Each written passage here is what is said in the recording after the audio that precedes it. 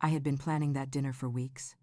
The restaurant was one of those sleek, modern places with dim lighting and prices that make you hold your breath before ordering dessert. But it was Ethan and Sabrina's 5th wedding anniversary, and I wanted to make it special. I even called ahead to make sure the table was near the window, overlooking the Chicago skyline.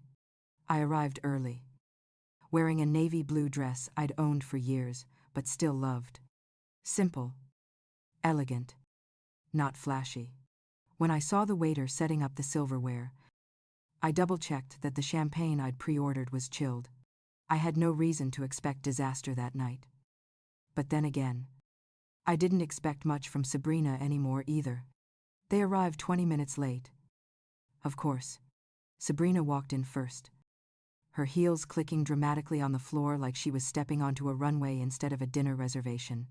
She wore that gold designer gown I had paid for last month, a gift she'd called it when she begged me to help her buy it. Ethan followed behind her, looking uncomfortable already. My son always looked like that when his wife was around, like a man constantly bracing for a storm. "Martha," Sabrina said in her smooth, performative tone, kissing the air beside my cheek. "You look nice. I didn't realize we were dressing casual tonight." I smiled politely. "You look lovely, dear."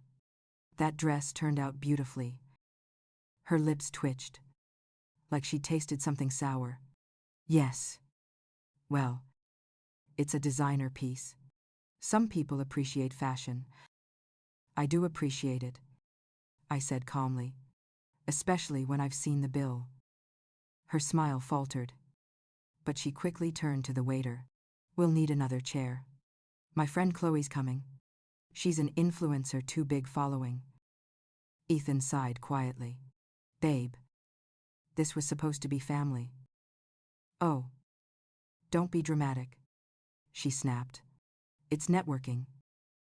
I watched the waiter bring another chair, pretending not to notice Ethan's jaw tighten.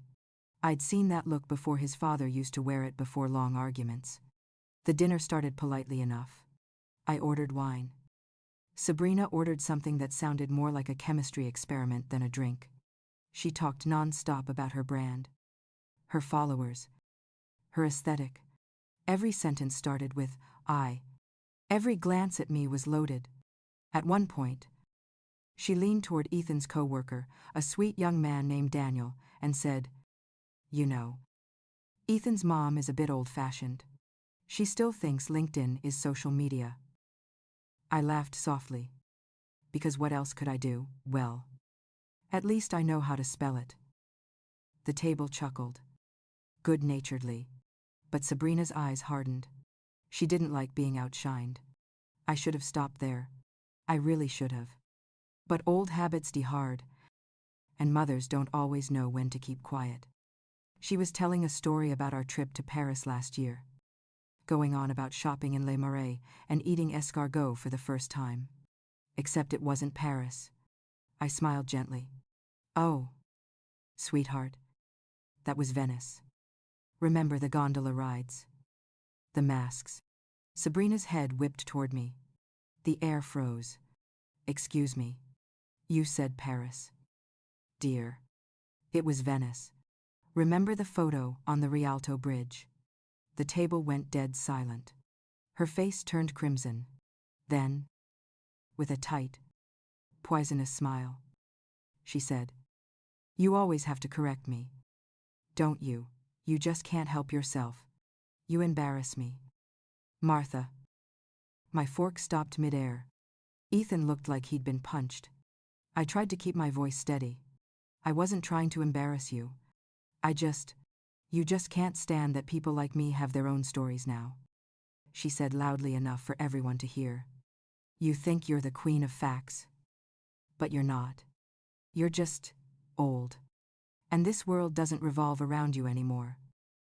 The waiter froze halfway to the table. The other diners nearby turned to look. Ethan muttered, "Sabrina, please. No." "Ethan." She cut him off. "She needs to hear this. Every single time we're around your mother, she corrects me. She criticizes how I talk, what I wear, how I act. I'm done pretending it doesn't bother me. I felt my face burn. Not from shame, but from disbelief. I had paid for this dinner, for her dress, for the vacation she loved to brag about. And now she was humiliating me in front of strangers. I slowly put down my napkin. I'm sorry you feel that way, Sabrina, I said, calm as stone. I truly am. Then I stood up.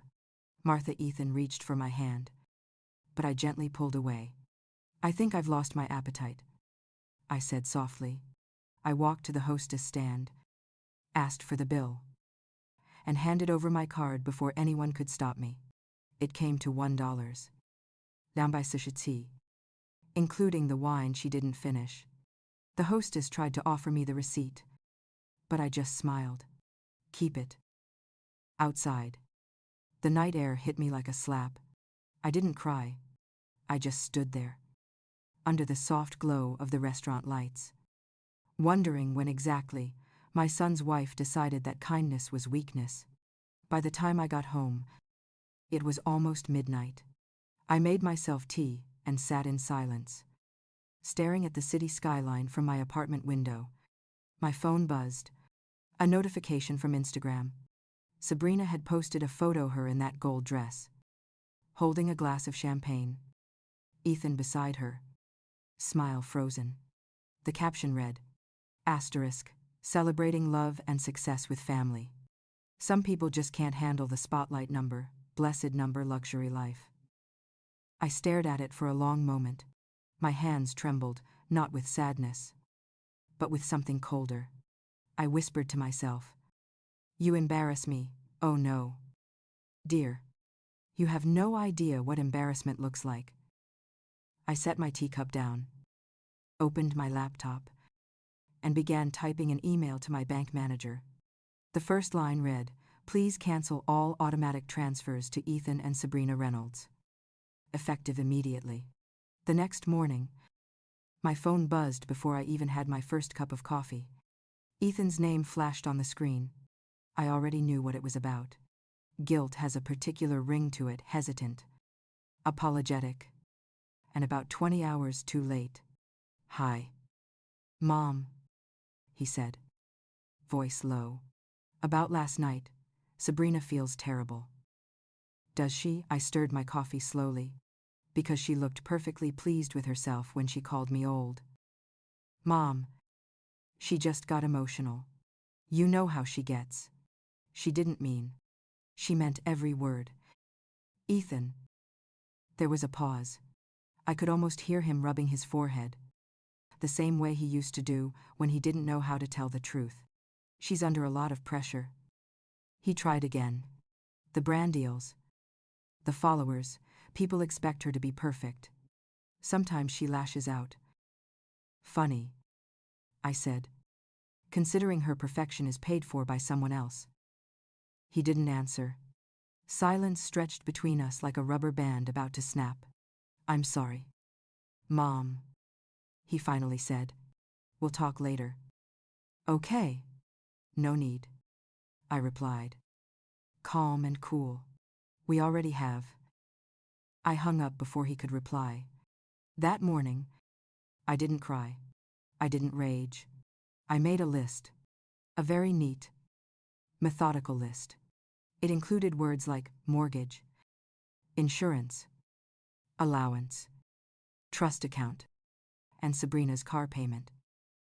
Every single one had my name on it. For 5 years, I'd been the quiet benefactor of their shiny little life. I'd helped them buy their house, co-signed the loan for Ethan's car, and transferred $3,000 a month into a household fund. When Sabrina launched her influencer business, I covered the first 6 months of expenses, because that's what mothers do. Right, we help. We give. We believe that generosity will come back as love. But love doesn't always have a return policy. By noon, I was sitting in my bank manager's office, a man named George who'd known me since my accounting days. He adjusted his glasses when he saw the papers I brought. Mrs. Reynolds, he said carefully. You're removing your son and daughter-in-law from your joint credit line. Yes. I smiled politely. Effective immediately. He nodded. Typed something into his computer. Would you like to notify them? Oh. I think they'll notice soon enough. After that, I went to see my lawyer. He's a young man named Trevor, too polite. Too clean-cut. The kind that still says, ma'am. I just want to update my will, I told him, and revoke a few privileges. He glanced through my old documents. You've got Ethan as your main beneficiary, and his wife as a secondary. Do you want to remove her entirely? I said before he could finish. Trevor looked up. Understood. When I left his office, I felt something strange peace. The kind that comes from finally realizing you've been letting people drain you dry while calling it love. That night, I poured myself a glass of wine and waited, because I knew the universe. And I knew Sabrina neither could go 12 hours without chaos. Sure enough, at 9:47 p.m., my phone rang. Martha, she shrieked before I could say hello. What did you do? Good evening to you too. Sabrina. The card, she screamed. The hotel said, the payment didn't go through. Do you have any idea how humiliating that was? I was hosting a brand brunch with influencers, important people. The bill was over $8,000. $8,000, I repeated mildly. For brunch. She gasped like I'd slapped her. You don't understand, it's marketing, it's my career. Your career is based on spending my money, I said. I think that makes me your silent business partner. She sputtered. You can't just cut us off. That's financial abuse. Abuse, I laughed softly. Sweetheart, paying for your entire lifestyle for 5 years was the abuse. I could almost hear her teeth grinding. You embarrassed me. Martha, you humiliated me in front of my friends. Actually, I said. You humiliated yourself. I just stopped funding it. There was a beat of silence. The kind that comes before an explosion. You'll regret this, she hissed. Ethan won't stand for it. I smiled. Then tell Ethan to pay your next credit card bill. I hung up. The next morning, I woke up to 20 missed calls. 4 from Ethan. 16 from Sabrina. The last one from an unknown number, probably a hotel manager demanding payment. I ignored them all and went for my morning walk. The air was crisp. The sky clear. And for the first time in years, I felt light, free. By noon, Ethan was at my door. He looked tired, worried, and a little angry. Mom, he said. Sabrina's freaking out. She says you froze all our accounts. Our accounts, I repeated. Darling, there are no our accounts. There's my account. I was just letting you two borrow pieces of it. He ran a hand through his hair. You could have talked to me first. I tried, I said quietly. For years, you never listened. He sat down heavily at my kitchen table. She was wrong last night. Okay, she knows it. She's just proud. Pride's expensive, I said, especially when someone else is footing the bill. He sighed. She's not all bad. Mom, she's just entitled, I offered. He winced. She's passionate. About herself. He looked away. And for a moment, I saw the boy he used to be, the one who'd bring me dandelions from the yard.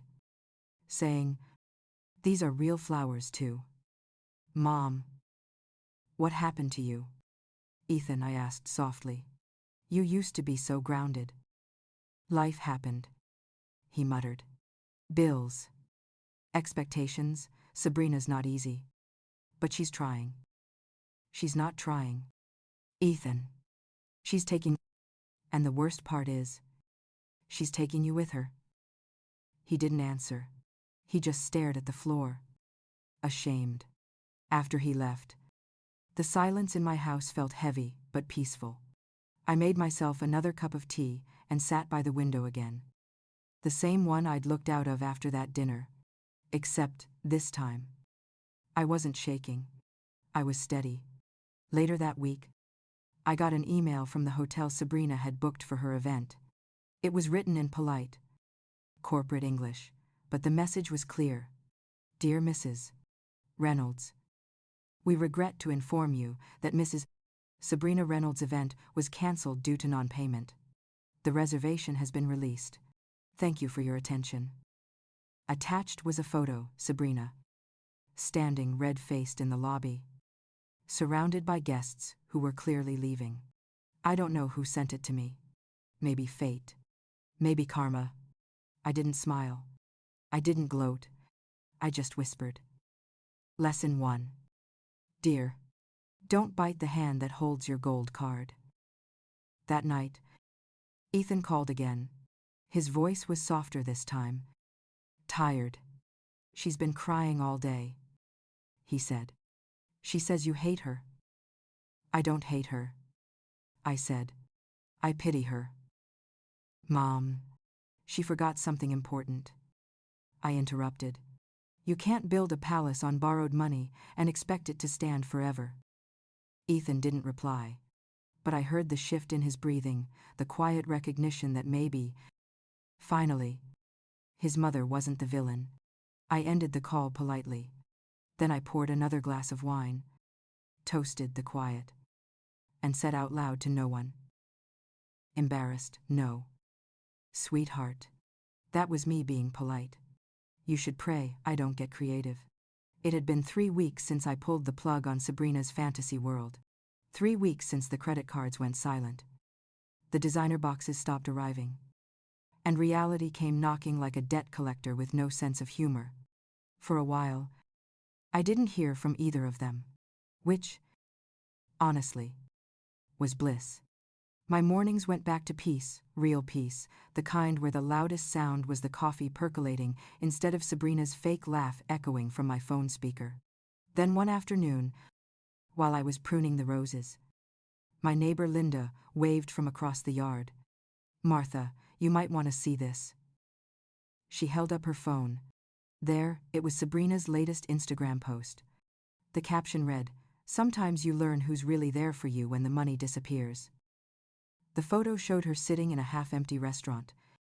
Eyes red, but face still filtered within an inch of her life. Comments were brutal. People asking where her glam life went. Wondering why she wasn't wearing her usual brands. The sharks were circling. I didn't comment. I didn't need to. Karma already had Wi-Fi. That night, Ethan showed up at my door. He looked thinner. Older, somehow the kind of tired that sleep doesn't fix. Hi. Mom. I didn't say anything at first. Just opened the door wider. He came in, holding a folder. I wanted to explain. Things have been rough. I poured him tea and sat across from him at the kitchen table. Waiting. She maxed out 3 cards, he said, rubbing his temples. All in my name. She said they were business expenses. But the statements, he stopped. It's bad. How bad? He looked at me. Eyes hollow. We're behind on the mortgage. And her followers dropped. No sponsors. No brand deals. She's unraveling. I sighed. Ethan. I warned you. I know, he said quietly. And I didn't listen. You were right about her. About everything. He looked up at me then. And for a split second, I saw my son again, not the lost man Sabrina had molded, but the boy who used to beg me to watch his little league games. I'm so sorry, Mom. I didn't answer. Sorry doesn't pay for 5 years of humiliation, but I nodded once. Because forgiveness isn't a door you slam. It's a window you crack open cautiously. The next week, word got around that Sabrina had been banned from a luxury boutique after trying to return gifted items she never paid for. A mutual acquaintance told me she'd been kicked out of a PR event for causing a scene. Her world, the one built on my money and her lies, was collapsing in public view. I wish I could say it made me happy. It didn't. It made me sad for Ethan. Sad for how far decency had fallen in their house. Then, one evening around sunset, there was another knock on my door. I almost didn't open it, but something in me said I should. It was Sabrina. Gone was the perfect hair, the fake lashes, the designer, everything. She stood there in jeans and a hoodie, her face blotchy from crying. For the first time since I'd met her, she looked like a human being instead of a product. "Martha," she said softly. "Can I come in?" I didn't move. "Why?" I need to talk to you. Please." Against my better judgment, I let her in. She sat on the edge of the couch, wringing her hands like a child caught stealing. "I wanted to apologize," she said finally. "For that night. For everything." I raised an eyebrow. "Everything covers a lot. Dear, you'll have to be specific." Her voice cracked. "The dinner. The things I said. The way I treated you. You didn't deserve it." I studied her for a moment. There were no crocodile tears this time. No theatrics. Just a woman stripped of her power, her pride, and her Prada. "You know," I said quietly, "I spent years trying to make you feel like part of the family. I bought you things I never bought myself. I believed if I gave you comfort, you'd give me kindness. Instead, you gave me cruelty." "I know," she whispered.